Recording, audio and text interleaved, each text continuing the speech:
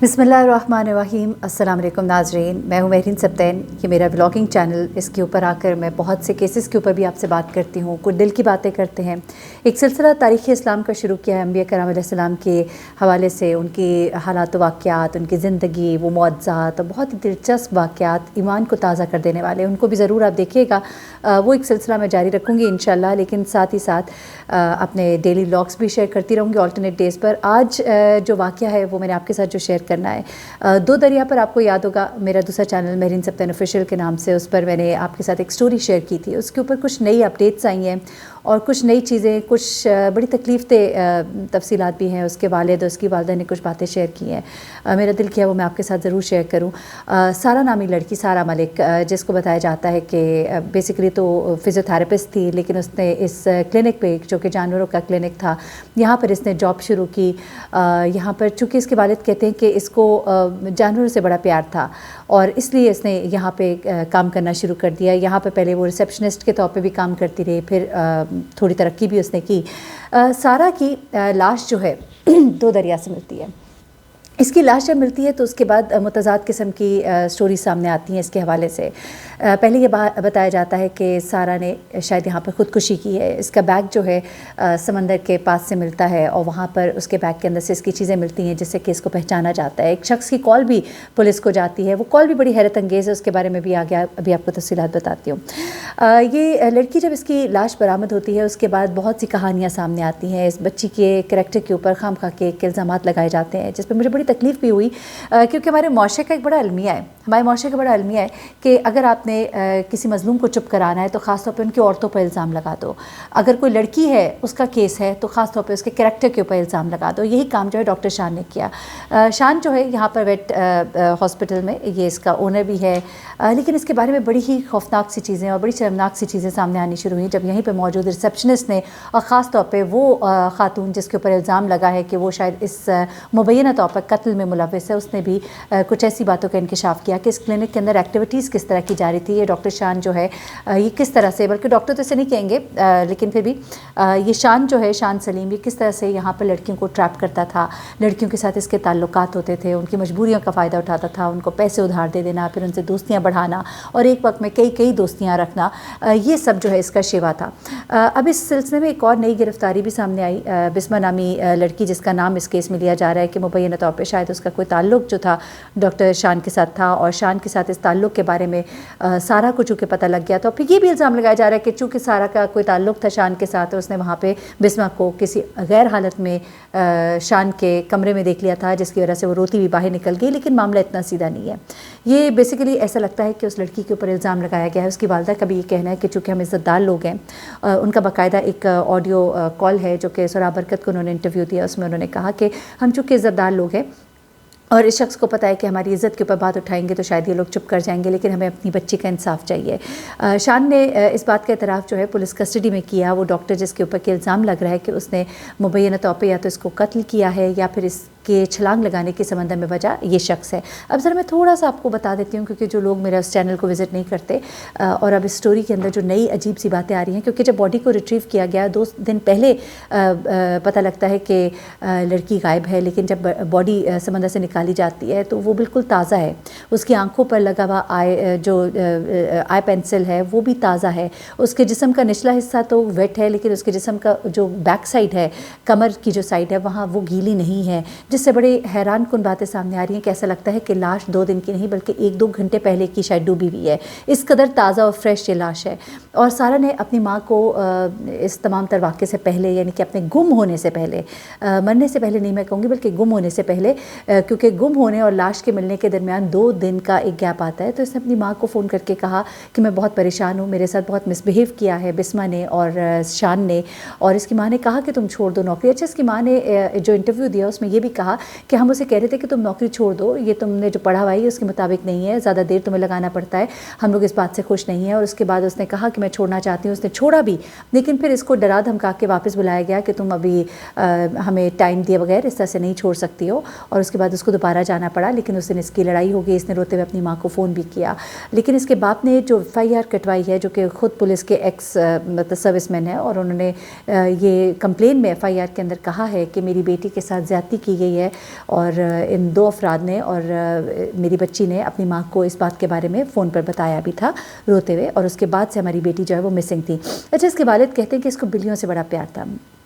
بڑا مجھے دکھ ہوتا ہے، ہم تو ایک خبر دیکھ کے شاید خاموش ہو جاتے ہیں اور اپنے دوسرے کیسز میں لگ جاتے ہیں، لیکن جن لوگوں کی وہ بیٹی جنہوں نے اس کو ساری زندگی پالا ہوگا، پوسا ہوگا، بڑا کیا ہوگا، ایک ایک دن، ایک ایک لمحہ ان کی آنکھوں کے آگے سے گزرتا ہوگا، ماں باپ کے لیے یہ بہت بڑی تکلیف ہے۔ یہ نظام قدرت ہے کہ بڑے چلے جاتے ہیں، چھوٹے رہ جاتے ہیں، لیکن جب چھوٹے چلے جاتے ہیں اور بڑے رہ جاتے ہیں تو وہ بڑا ہی ایک ریپیریبل لاس ہوتا ہے، اور ایک ایسی میرے خیال سے ان کی زندگی میں، بے شک ان کے 4 بچے اور بھی ہیں، لیکن یہ 5ویں بیٹی یعنی کہ چوتھے نمبر پہ تھی یہ ان کی بچی، ٹوٹل 5 بچے، اب 4 بچے رہ گئے، تو ان کی زندگی میں تو اندھیرا ہی اندھیرا ہے، ہمیشہ کے لیے اداسی اداسی، ہمیشہ کے لیے سارا کی یادیں یادیں۔ بڑی خوبصورت لڑکی ہے، میں اس کی تصویر تھمبنیل پہ لگاؤں گی، زندگی سے بھرپور یہ لڑکی نظر آتی ہے، بڑی خوبصورت لڑکی، ینگ لڑکی، 23 سال کیا عمر ہوتی ہے۔ اس کے والد کہتے ہیں کہ اس کو بلیوں سے پیار تھا، اس لیے اس نے اس ویٹنری ہاسپٹل میں کام شروع کیا، اور میں نے اسے کہا تھا کہ اپنے پروفیشن کی طرف توجہ دو، لیکن وہ یہاں پر کام کرتی رہی۔ سارہ ملک کے والد ہے ابرار احمد، جن کی اس 23 سالہ بیٹی کی لاش جو ہے کراچی کے سمندر سے ملی، اور کراچی میں یہ محمود آباد عازم بستی ہے، وہاں کی رہائشی ہے یہ لڑکی، جو کہ 2 روز سے لاپتہ تھی، جس کے بعد سمندر سے اس کی لاش ملتی ہے۔ اب جو ویٹنری ڈاکٹر ہے اس کو بھی گرفتار کیا گیا ہے، ساتھ میں اس کا ایک دوست ہے اشفاق، اس کو بھی گرفتار کیا گیا ہے۔ یہ کہا جا رہا ہے کہ یہ ڈاکٹر، اس کا دوست جو ہے، یہ ملی بھگت کے ساتھ لڑکیوں کو ٹریپ کرتے تھے۔ اچھا، سارہ ملک جو کہ فزیوتھراپی میں اس نے اپنی پڑھائی مکمل کی تھی، اور سارہ کے والد جو ہیں وہ پولیس سے ریٹائر ہیں، ان کے 5 بچے ہیں۔ ابرار ملک کہتے ہیں کہ سارہ نے 6 جنوری جمعے کو دوپہر 12 بجے اپنی والدہ کو فون کیا، تو اس آخری فون کے بارے میں وہ بتاتے ہیں کہ اس نے اپنی ماں کو کہا تھا کہ میں واپس آ رہی ہوں، لیکن وہ نہیں آئی۔ FIR میں ابرار صاحب نے لکھوایا کہ سارہ گزشتہ 2 سال سے ڈیفینس میں واقع RP ویٹنری ہاسپٹل میں کام کر رہی تھی۔ گزشتہ 1 ماہ سے اسپتال کے مالک ڈاکٹر شان سلیم اور ملازمہ بسمہ سے بہت پریشان تھی۔ اب FIR میں انہوں نے یہ بھی کہا کہ 6 جنوری کو سارہ اپنے کام پر گئی، بعد میں انہوں نے اپنی والدہ کو فون پر بتایا کہ ڈاکٹر شان اور بسمہ سے بہت پریشان ہوں، انہوں نے مجھ سے زیادتی کی ہے، تو والدہ نے کہا کہ تم پریشان ہو، واپس آ جاؤ، لیکن وہ گھر نہیں آئی۔ اچھا، اس کے بعد یہ جو SP زاہدہ پروین ہے جو کہ اس کیس کی تحقیقات کر رہی ہیں، انہوں نے یہ بتایا کہ شان جو ہے اس نے یہ بتایا کہ میری سارہ سے دوستی تھی، واقعے والے روز اس نے ہسپتال کے کمرے میں شان کو دوسری کولیگ کے ساتھ کچھ حرکات کرتے دیکھ لیا، جس سے وہ دل برداشتہ ہو گئی اور کمرے سے باہر آئی۔ یہ باتیں زاہدہ پروین نے اس بنیاد پر کی ہیں جو کہ شان نے اور انویسٹیگیشن کے دوران سامنے آئی ہے۔ اس کے بعد شان نے اس پر تشدد بھی کیا، جس کے بعد سارہ روتی ہوئی باہر چلی گئی۔ اچھا، اس نے وہیں پر اپنا فون بھی پھینکا جو کہ ریکور کر لیا گیا، اب اس میں سے بھی بہت سی چیزیں سامنے آئیں گی۔ اچھا، اب ہسپتال کی جو ریسیپشنسٹ تھی وہ اس کو سمجھاتی رہی، لیکن وہ وہاں سے روانہ ہو گئی۔ اب سارہ کے والد جو ہے وہ کہتے ہیں کہ 4 بجے مجھے ڈاکٹر شان کا فون آتا ہے، اور وہ مجھے کہتے ہیں کہ آپ کی بیٹی سارہ کا پرس اور جوتے ساحل سمندر سے ملے ہیں، وہ لاپتہ ہے۔ اچھا، حیرت انگیز طور پہ یہ شخص جو ہے خود اس کے والد کو فون کرتا ہے۔ وہ والد جو ہے وہ کلاک ٹاور پہنچتے ہیں، شان بھی وہاں پہ پہنچتا ہے، DHA فیز 8 کراچی پہنچتے ہیں، جہاں کافی لوگ پولیس موجود ہوتی ہے۔ پھر سارہ کا پرس، اس کا اصل شناختی کارڈ، گھڑی، میک اپ کا سامان، یہ سب چیزیں وہاں موجود ہوتی ہیں، اس کے جوتے بھی موجود ہوتے ہیں، وہ سب کے سب ان کے حوالے کیے جاتے ہیں۔ اچھا، اب 15 پر جو کال کرنے والا ایک شخص تھا، اس کی کہانی بڑی مسٹیریس ہے۔ میں پوری سٹوری آپ کو ذرا بتا رہی ہوں، اور پھر میں آپ کو بتاؤں گی کہ کتنی چلاکی کے ساتھ یہ سارا پلاٹنگ کی گئی۔ جمال نامی ایک کالر ہوتا ہے جو کہ لانڈی کا رہائشی ہے، وہ پولیس کو کہتا ہے کہ وہ جمعے کی نماز پڑھ کے جب نکلا تو ساحل سمندر پہ بیٹھا ہوا تھا، تو اس نے قریب ایک لڑکی کو دیکھا جو رو رہی تھی۔ اسی دوران اس نے کہا کہ لڑکی نے سمندر کی طرف چلنا شروع کیا، لیکن تھوڑی دیر کے بعد وہ واپس آئی، اپنا پرس، جوتے ساحل پر چھوڑے اور واپس سمندر کے پانی میں اتر گئی۔ اب کالر کہتا ہے کہ اس نے لڑکی کی مدد کے لیے آوازیں لگائیں مگر کوئی نہیں آیا۔ اس کے بعد 3:15 پر اس نے پولیس 15 پر فون کیا۔ اچھا، پولیس کہتی ہے کہ پہلے انہیں کالر پہ شبہ تھا، لیکن بعد میں اس کو چھوڑ دیا۔ لیکن میں آپ کو یہ بھی بتاؤں کہ یہ جو کالر ہے اس کی باتوں میں ابھی بھی بہت سے لوپ ہولز ہیں۔ پہلی بات تو یہ ہے کہ اس نے ایک ویڈیو بھی شیئر کی، وہ ویڈیو وائرل ہوئی۔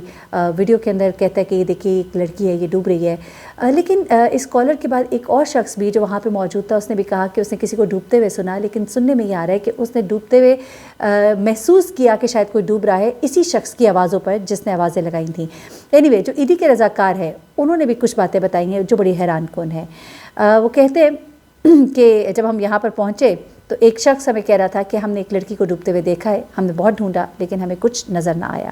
اس کے بعد 48 گھنٹے کے بعد، یعنی کہ جب یہ رپورٹ ہو رہا ہے اس کے 48 گھنٹے کے بعد لاش ملتی ہے۔ اب دیکھیں، 2 دن پہلے ایک شخص جو ہے وہ کہہ رہا ہے کہ لڑکی ڈوبی ہے، पर्स मिला है 2 दिन पहले, शान भी कह रहा है, उसके बाप को फ़ोन भी कर रहा है, लेकिन लाश 48 घंटे के बाद, यानी ये तमाम वाक़या हो गया, चीज़ें मिल गई, वालिद पहुंच गए, ईदी के एहलकार कह रहे हैं हम ढूंढते रहे, हमें कुछ नहीं मिला। 48 घंटे के बाद लाश मिलती है। चले हम समझ लेते हैं कि मिल गई, लेकिन लाश बहुत ताज़ा है।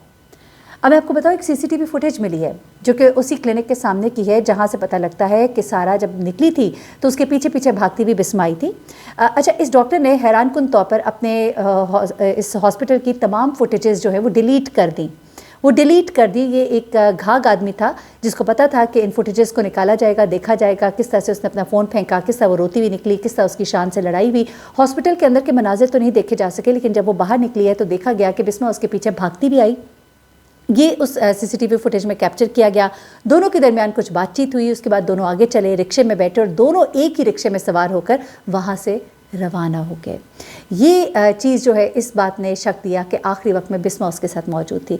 अब ये चीज़ें समंदर के पास मौजूद होना, लोगों का ये कहना कि वहाँ पे शायद कोई लड़की थी, लेकिन जमाल साहब जो है वो तो कहते हैं कि मैंने अपनी आंखों से देखा, लेकिन लाश जब मिलती है तो हैरत अंगेज़ तौर पर 48 घंटे के बाद, यानी कि वो पर्स मिलने के 48 घंटे के बाद जब ये लाश मिल रही है तो लाश बिल्कुल ही ताज़ा लग रही है।